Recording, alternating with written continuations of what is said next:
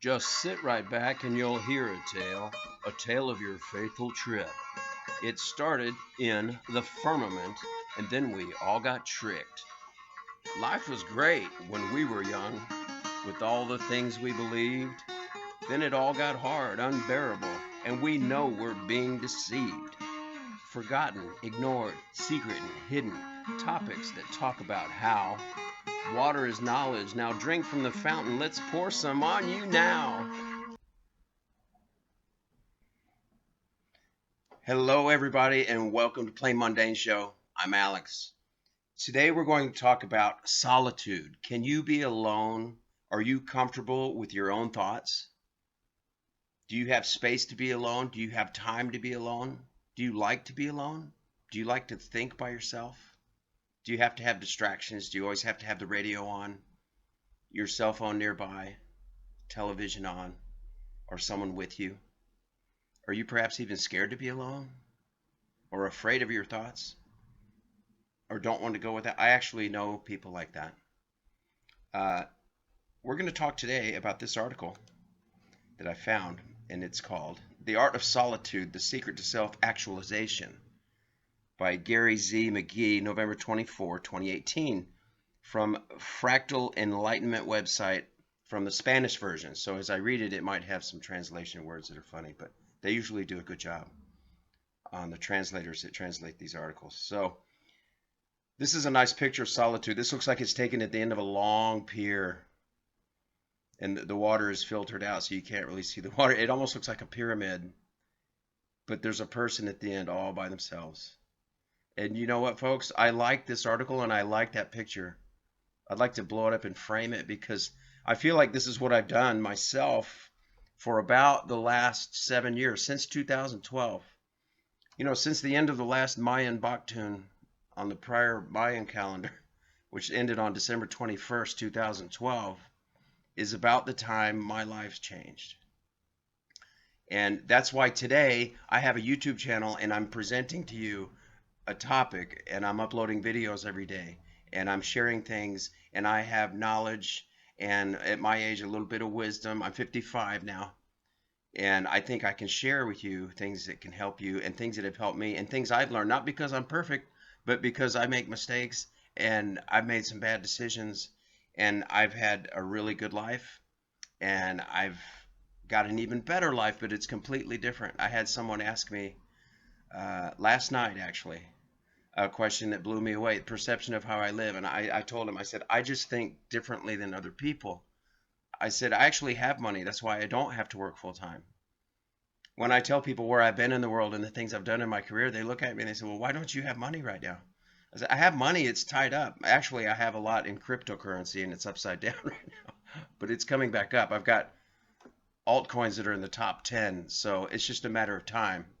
It could be 2-3 years from now, or it could be 4 months from now when I can take enough multiples of my money out to improve my current situation in the last couple of years, since I invested heavily my savings and some of my retirement. But I still have those accounts too. But why spend my own money when I can work part-time? And I don't have any debt, so I pay my bills. And it just shocks people. They automatically judge you.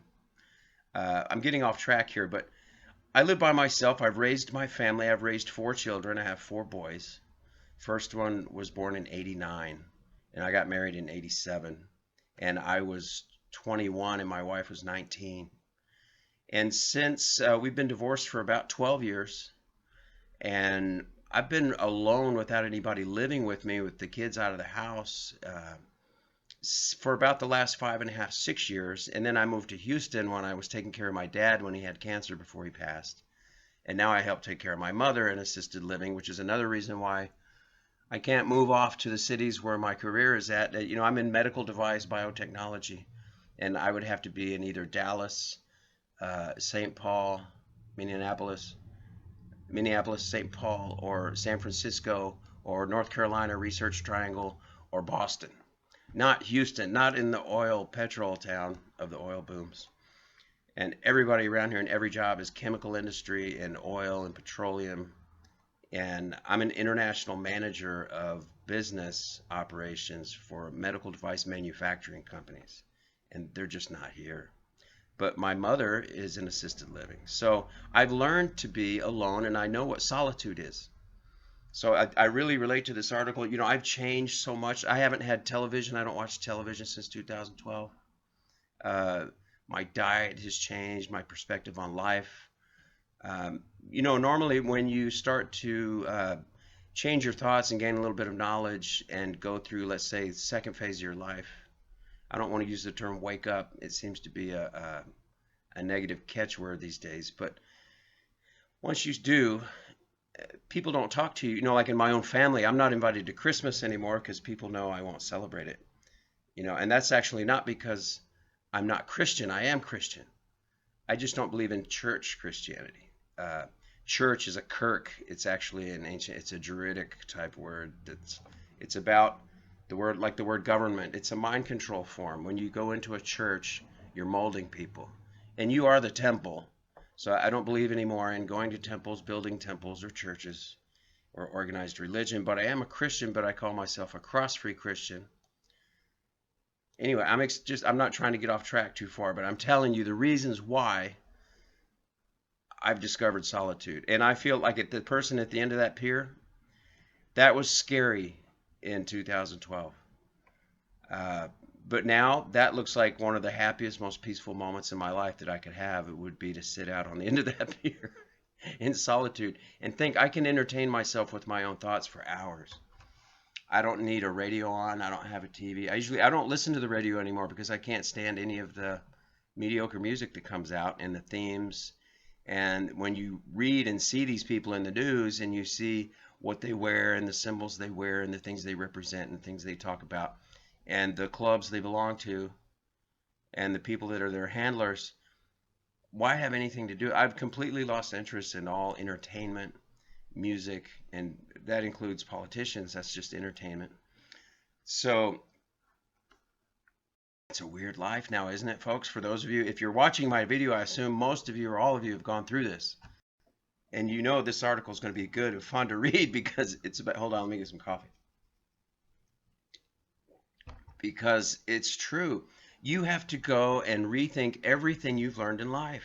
Let's say when you learn a precept and you think, boy, I was raised thinking this X factor thought, and now it's Y or Z or something completely different, or it doesn't exist, and you have to change experiences in your life that relied on that knowledge or conversations you might have had with family members or one of your bosses or a client or a distributor or a foreign manager or someone on an airplane, and you think, wow, and then you get embarrassed and you just think, the things that I used to profess and believe, my goodness, But the deeper you think and the more you get connected, for me at least, with my higher self is what I call it. I talk to myself a lot, and it's very healthy to talk to yourself. I talk with what I call my higher self. Like I was telling the story yesterday when I did my live show. That, by the way, that show was very bad. I did it on my notebook computer. I'm not going to do it that way anymore. I use Intel HD graphics, and I don't even have a GPU, and it can't handle a live stream.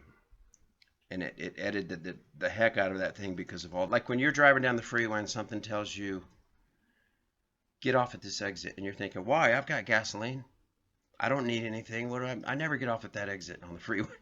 Get off it, and then you find out, something miraculous happens, or you meet someone, or something happens to you in a store or whatever, or you're in a store and something tells you, pick up that product and buy it, take it home, and you're thinking, I don't use that, and you get home, why did I get this? 2 days later, your neighbor comes over and asks you if you have one of those, something that's fun. It's just when you listen to your higher self and you're connected to your consciousness that's outside of your body through that silver cord, whatever they call it. I don't know if there's the actual silver cord. I haven't seen myself, but I have been out of body.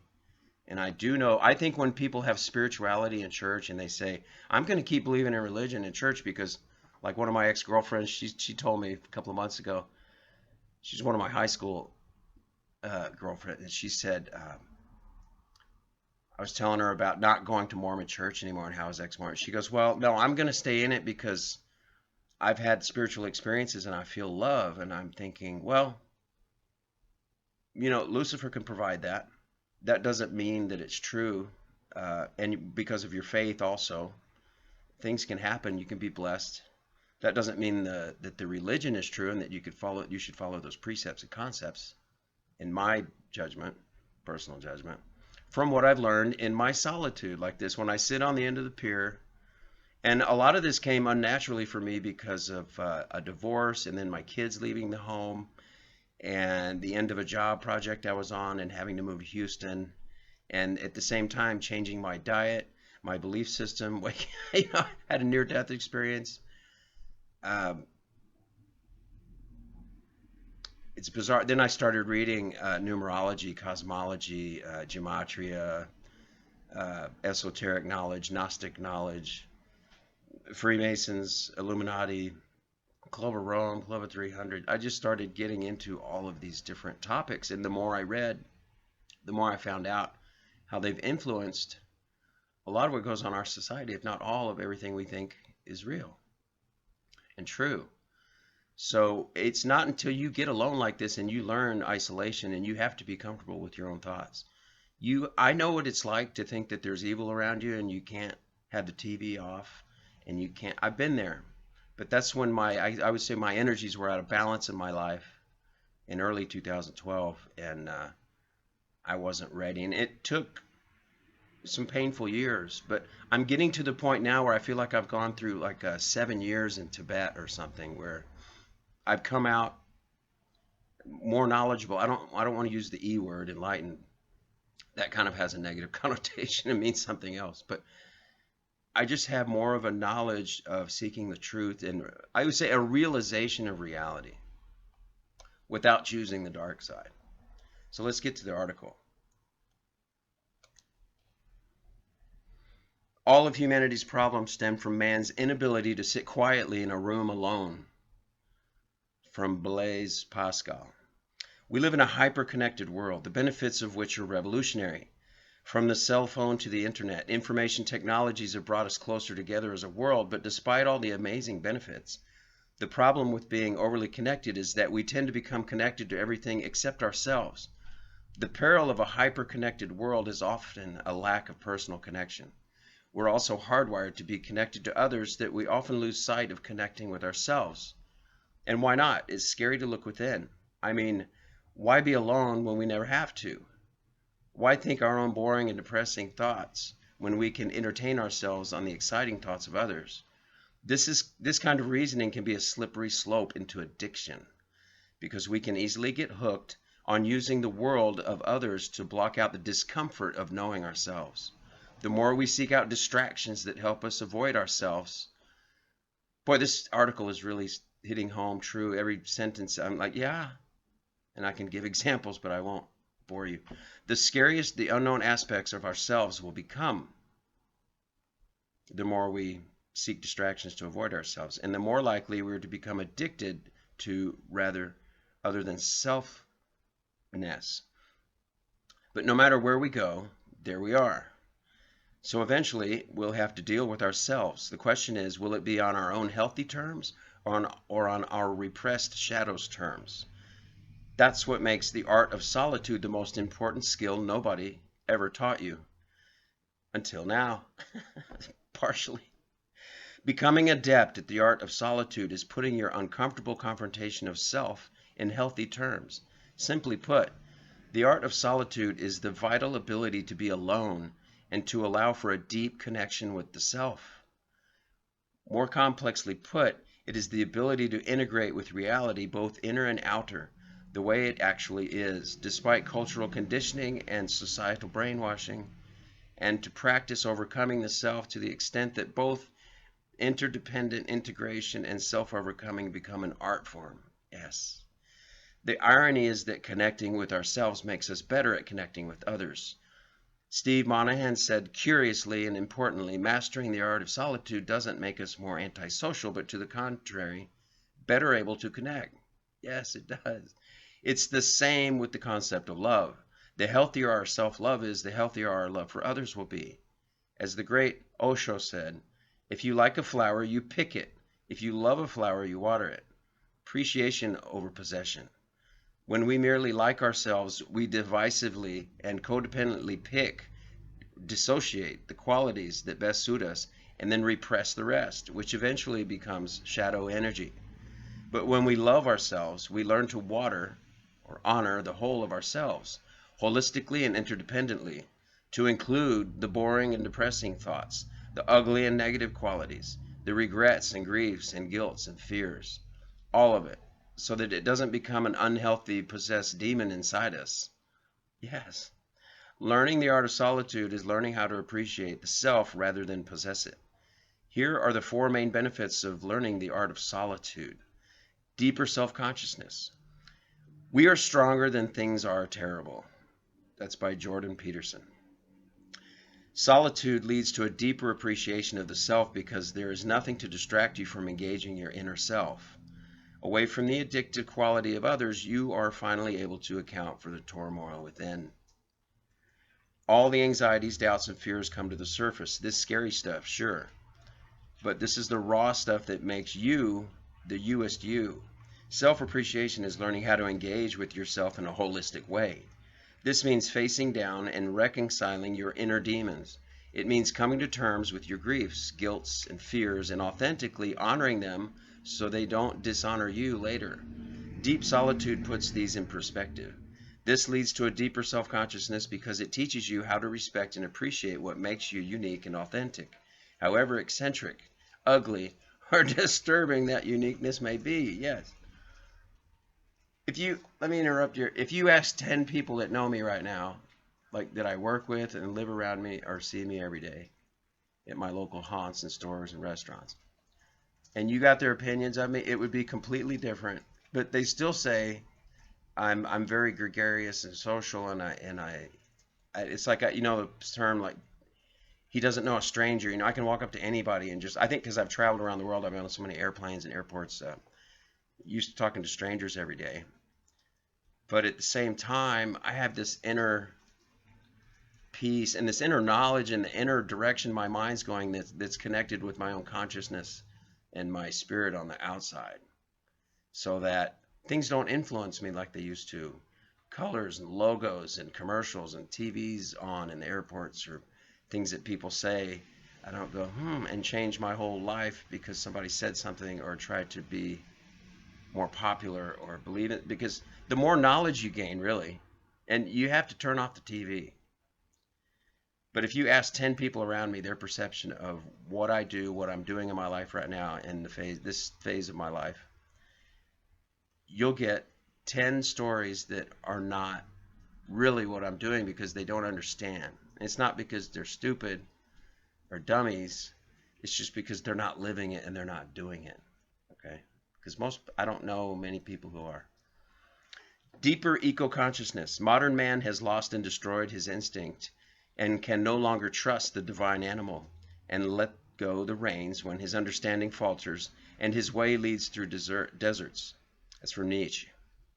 Deep solitude leads to a healthier relationship with both nature and our divine animal, the outer spirit, I call it. It teaches interdependence over independence and over codependence. It reveals the interconnections of all things and how our instinctual self is an aspect of the whole. Each consciousness leads to an ecocentric rather than egocentric perspective. From this perspective arises a deep eco-morality that is sensitive to the balance between nature and the human soul, and which pinpoints the vital difference between healthy and unhealthy, and the importance of moderation in all things. Deep solitude helps us to finally hear and begin to understand Mother Nature's language, older than words. That's by Derek Jensen. In this sense, deep solitude is transcendent, a relationship with the numinous, the divine, and the spiritual manifests itself in this interconnectedness. God, the integrated whole, becomes something we can finally have a relationship with. God is actually a being with a form, okay? I've seen him. Number 3, deeper creativity. Art is a kind of innate drive that seizes a human being and makes him its instrument. The artist is not a person endowed with free will who seeks his own ends, but one who allows art to realize its purpose through him. As a human being, he may have moods and a will and personal aims, but as an artist, he is a man in a higher sense. He is a collective man, one who carries and shapes the unconscious, psychic forms of mankind. That's by Jung. Constantly outflanked by the juggernaut of the status quo, we get caught up in the daily grind of maintaining our tiny comfort zones. At the expense of adventure and creativity, we cling to safety and security. At the expense of unique expression, we give in to the hype of being a well-adjusted cog in the cultural clockwork. Practicing the art of solitude is a way to break the mundane cycle. Hey, he said mundane. It's a way to flip the script and rewrite it, to turn the tables on a system that constantly seeks to corral us. And by mundane, I mean the definition worldly. Worldly. It doesn't have to be a negative connotation. Mundane means worldly, literally from mundo. Deep solitude teaches us deep vulnerability. This deep vulnerability helps us dissolve the vain walls of invulnerability that we've erected around our comfort zone. In this sense, we become better able to surrender to ecstatic experience. The wild and vulnerable heart of a person who dares to lose control and experience the extraordinary within the ordinary begets the fountainhead overflow of creativity, art. The seed of the extraordinary is planted in the settled loam of the ordinary, and the formerly dearth and banal texture of the human condition becomes ripe and flourishing with eudaimonia. Wow, I'm going to have to look that up. Let's look now. Eudaimonia? Is that how you pronounce that? Raise your hand if you already know what that means. Good, Bobby. Susie, Debbie, that's good. Come on, computer. This is why I have an Intel Graphics HD and I don't have a GPU, and this is why my live streams don't work. Okay, here we go. Eudaimonia. It's a moth. For other uses, see eudaimon. Disambiguation. Sometimes anglicized as eudaimonia or eudaimonia, is a Greek word commonly translated as happiness or welfare. However, human flourishing or prosperity and blessedness have been proposed as more accurate translations. So would you say, is it a state word, a status word, like I'm in a state of eudaimonia? Eudaimon, I'm a eudaimon. Does that mean I've reached a flourishing, prosperous, and blessedness and consciousness? I'll go with that. All right. Number 4, a deeper sense of freedom. Too much of the animal distorts the civilized man. Too much civilization makes sick animals. That's from Jung. The art of solitude teaches us how to be balanced and present. It teaches us how to be healthy. When we can get away from the rat race, we're better able to see why all the rats are racing and compare their reason for racing to what's actually healthy. Because solitude teaches interdependence over independence, we're better able to see the big picture despite our small picture upbringing. When we are able to integrate the whole into our perspective, we become free in a way that no person, real or imagined, can contain us. Yes, we go from being merely a self-perceiving a world to a world perceiving itself through a self. Yes, this is the ultimate beauty of the art of solitude. It teaches us that no matter how alone we feel, we are all connected in a sense that goes far deeper than any amount of internet connection can portray. Deep solitude teaches us this profound tautology. It's only when I'm alone that I realize I'm never truly alone. Yeah. The lone wolf, the divine animal inside us all, understands this. As Atticus said, we are never alone. We are wolves howling at the same moon. That's cool. Who said that? Atticus. All right. So what happens is, for me, the reason why this article struck me and I like it was because, you know, first I got divorced. Then I had a fiance. Then that ended in a debacle. Then she moved out. I was all by myself in this 4-bedroom house, pool and 4 bathrooms. I had a near-death experience. I went through withdrawal. I would literally sit in my recliner and leave the TV on. And I just didn't like to be alone. And it's completely the opposite today. Sometimes I would even prefer to be alone. And I would suggest in your lifetime, at some point, you've got to have your 7 years in Tibet. I never saw that movie, but I imagine that's what it's about. You go away, you learn to find solitude, you find your inner self, and if it's not about that movie, then that's what I would write a movie about if I called it 7 Years in Tibet. So I don't care what the movie's about. So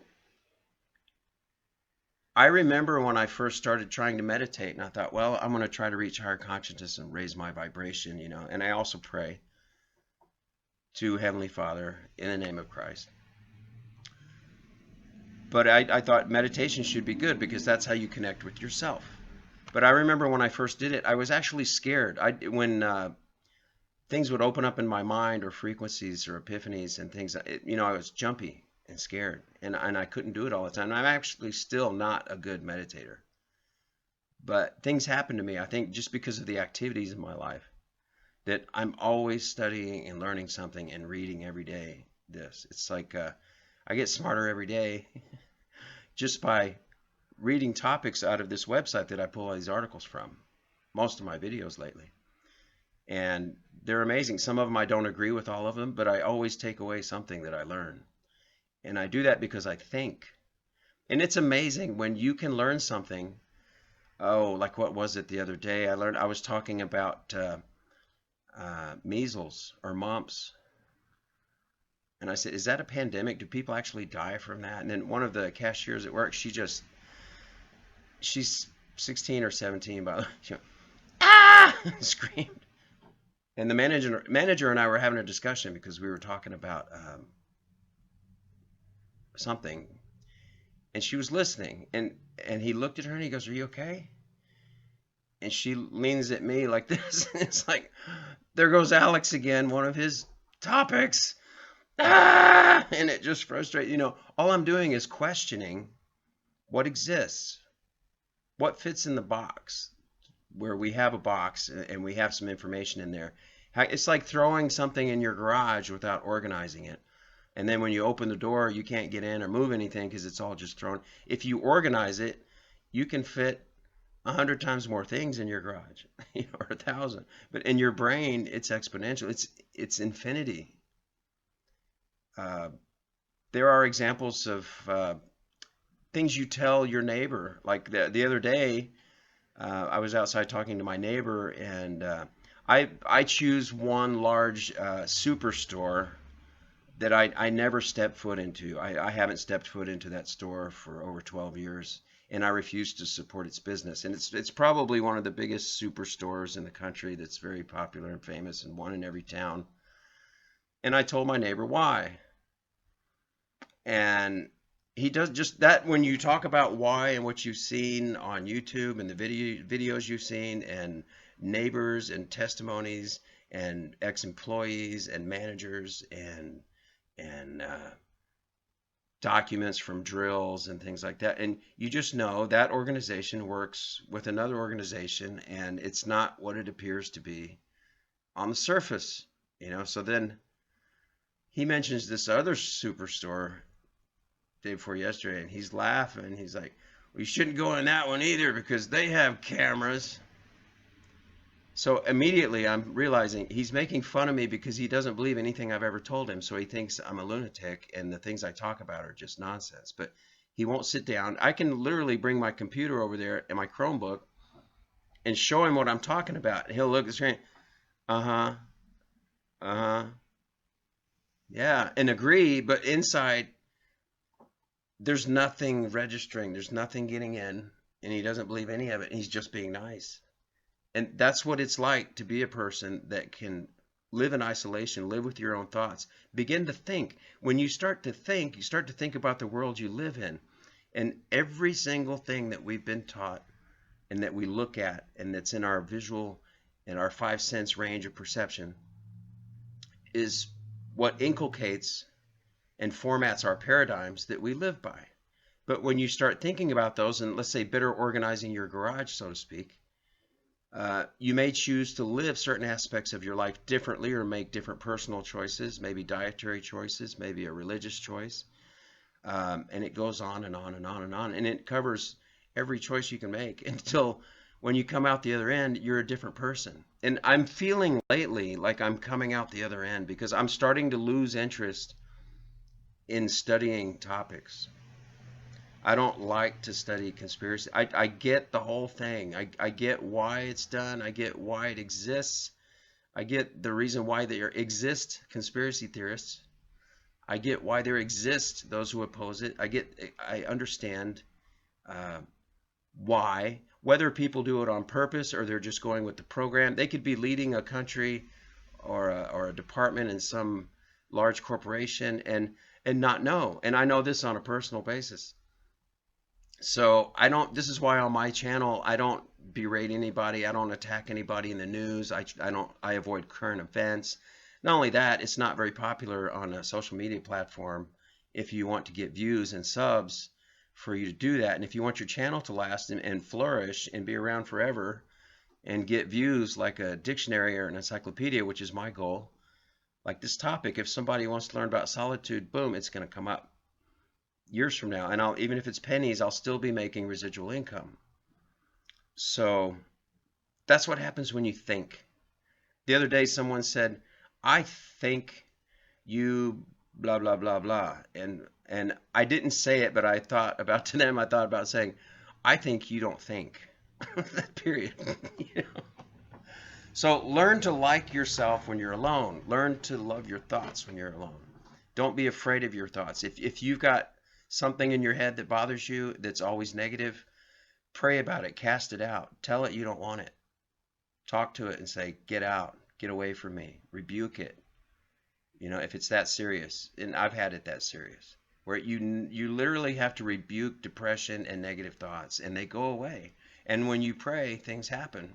And sometimes you forget to pray, but if you ask, things start happening. And I've been asking a lot lately, and there's times when I ask and things don't happen. But like I said, I feel like I'm coming out of the end of like a 7-year tunnel, and things are changing for the better. And I've gone through my learning period, and now I'm wondering what the rest of my life is going to be like. And I'm excited. I'm thrilled to get up every day. I don't even want to retire. I don't want to have a full-time job ever. Why would I need to? You know, this guy last night, did I say this? He told I found out he was Mormon, and I said, I'm ex-Mormon. And he goes, really? You left the church? I said, yeah. He goes, no, he's from Mexico, from Jalisco. And so we had this conversation, and it was long, and it was about everything, you know. And he was like, wow. And I gave him my channel name and some videos of mine to look at, you know, to see what I put up on videos about. And he asked me a question. He said, look, he said, if you've been around the world and you've had these jobs you talk about, and he says, why do you not have any money, and why do you work part-time? I just laughed, and I said, who said I don't have any money? I said, you know, I'm not rich, but, you know, for people that have worked in a career and saved some money, I've worked in my career and saved some money, and I could buy some houses and pay cash. Why would I take my retirement, my investment? One of the top 3 investment firms in the country has my account, one of my accounts. But why would I spend that money? Let's say if I went into my full lifestyle the way I wanted it, like when I lived on 6-figure incomes. If I spent all that money within less than 10 years, I'd be 65 with nothing and then have to go on Social Security. Why would I do that? And right now, half of my money is in cryptocurrency, which is upside down at the moment. So I choose to work not only that, there's a social benefit from working part-time in the evenings because I get my day done like this and I get my bucket list things done. I'm actually going out later to do some fun things before I have to show up at work at 6 to deliver pizza. So, and I like it because I meet people. I work with people that are my age. I work with people that are younger than me. I meet people in their homes all night long. And I know people all around 4 towns that are in my map area. So it's like, it's an awesome opportunity and I dig it. Not because I think I love my job and because I love doing what is my duties. No, it's getting out of the house and doing something. If it pays all my bills, hey, by the way, I don't have a credit card, any debt. I don't have a payment on anything. And I pay all my bills part-time. So I told him, I said, it's actually the opposite. I have money, but I choose to work part-time because I never want a full-time job again, which goes with I never want to retire. I want my income streams to multiply. My investments, my cryptocurrencies. I have books on Amazon. I have a book in the Library of Congress with the second volume coming out, which will be a 5-volume set that's in the Library of freaking Congress. I'm in the Congressional Library, like Groucho Marx said. Um, I've got other and I can work as a musician. I'm a working musician, so I've got a lot of options that pay my bills. And because my needs are so low and humble in people's perception, I don't need that much money, but I have it, but I don't want to spend it because I want to save it for the end of my life. Isn't that odd? And most people don't. They just spend it and go, now I'm 65, got to go on Social Security. It doesn't make sense to me. Why would you want to retire if all of your income streams come from what you love to do every day? You know, I would, if I live to be 93, this is what I'll be doing as long as I'm physically able to get up and click a mouse and make a phone call and speak, maybe, you know. Why retire? You don't have to. And if you, like they say, if you love what you're doing, you don't ever work a single day in your life. And you're going to have to go through this solitude before you can get to what I'm talking about. And I'm telling you, I've been there. I was right in the middle of it. I was in North Dallas, in the middle of the whole stew with the 30 and 40-year-olds, people with a lot of money, fancy cars, trips to the lake, trips to concerts, trips to the bars, trips to the sports bars, trips to the fights, trips to the game. You know, I did all of that, you know, with some of the beautiful people in that area. And it was just, and that's when I had my Harley and my fancy car and could just call up my girlfriends and say, you know, where y'all at? And 50 people show up and somebody has a birthday. There's 80 people at my house at her birthday party. I threw a surprise party for her. But that life, what it did was it surrounded my brain and trapped me. Like this, everything this article talked about. And it wasn't until I just completely got away from everyone and moved that I started to really come alive. And I'm happy now. Like my ears can jump. Like when I think happy thoughts, watch my ears.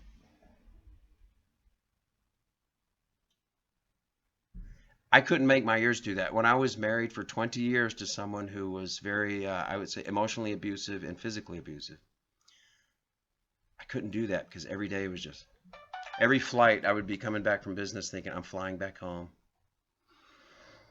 Completely loved my job in other countries on farms and in hospitals and surgery, but at that, you know, for those years of my life, coming home just shut down my soul. But it's different. There are so many things that are different now. It's amazing. So I'm not going to bore you anymore. That's enough for the video today. Thank you for coming to Plain Mundane Show. Please hit like, subscribe, and ring that bell, and just wait until I post another video. Thank you. Bye.